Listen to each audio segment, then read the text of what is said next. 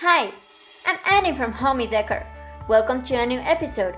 Today I'll show you how to create a colorful home office.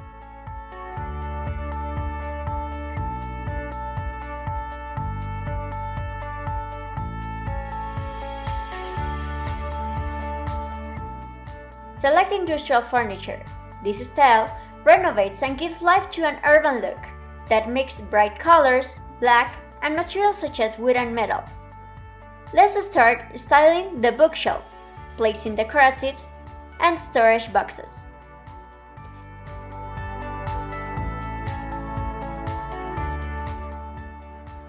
Grid boards will be important to attach calendars, notes, or photos. Choose for textile decor geometric patterns to create a fun space. If you don't have a window, don't worry. Select plants for your bookshelf and desk to feel nature at home. All the items shown in here can be found in the description below. Check them out! For instance, be ready to watch the next episode. How to renovate your bedroom. Only here, in Homey Decor.